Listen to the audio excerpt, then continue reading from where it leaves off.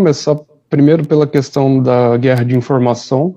Nesse momento, eu acredito que a gente está vivendo a guerra híbrida, e ela se espalha não só no sentido, obviamente, do front, como também do campo das ideias, dentro das relações internacionais, do ordenamento mundial, do que é qual é o correto a ser feito. Mas em termos de front, por exemplo, do que eu tenho acompanhado pelo Telegram, majoritariamente, são canais que dão perspectivas totalmente diferentes. Dependendo do canal que você está seguindo e acompanhando dentro do Telegram, dá a impressão que a Ucrânia está ganhando a guerra. Em compensação, outros canais é exatamente o oposto. É como se a Rússia estivesse fazendo tudo certo. E isso perpassa só as questões do front. Existem, por exemplo, diversas informações conflitivas a respeito de sanções, a respeito da integridade física de estrangeiros dentro da Rússia. Existe também a questão de pânico, por exemplo, a questão das notícias sobre o bloqueio do Twitter ao longo do sábado. As pessoas começaram a me perguntar muito sobre isso. O meu Twitter estava funcionando normalmente, mas ao mesmo tempo, de outros colegas não estava funcionando. E nesse sentido, é muito complexo. Agora, a respeito da questão da União Europeia, bom, eu acho que é muito cedo para a gente discutir. Isso foi apenas um pedido para adesão. O próprio premier alemão afirmou que é uma questão para meses à frente. Então, nesse sentido, eu prefiro nem entrar na discussão de hipóteses.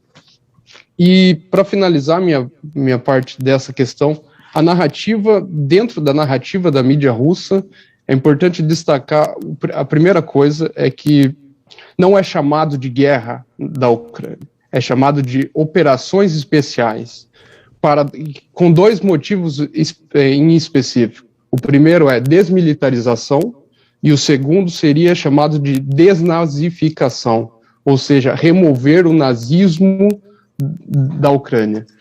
Então, e dentro disso há várias outras questões que são pontuadas constantemente, tanto na mídia russa nacional, para o povo russo, como também na mídia internacional.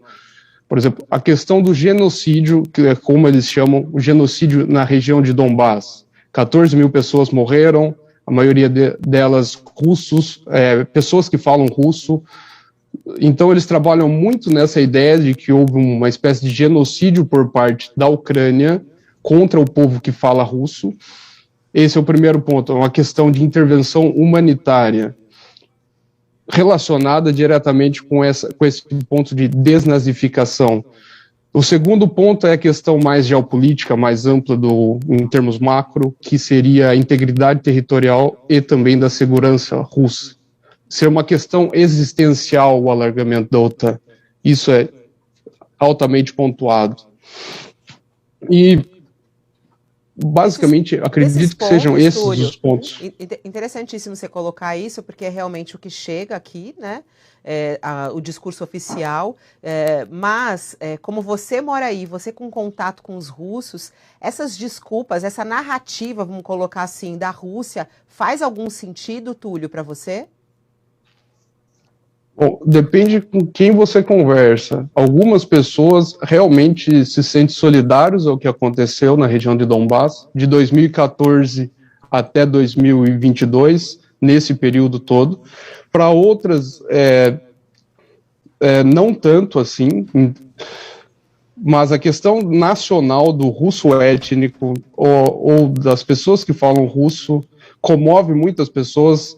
Eu não diria a maioria, porque é muito difícil aqui eu estou falando só sobre casos de pessoas com quem eu conversei, então não é um dado estatístico.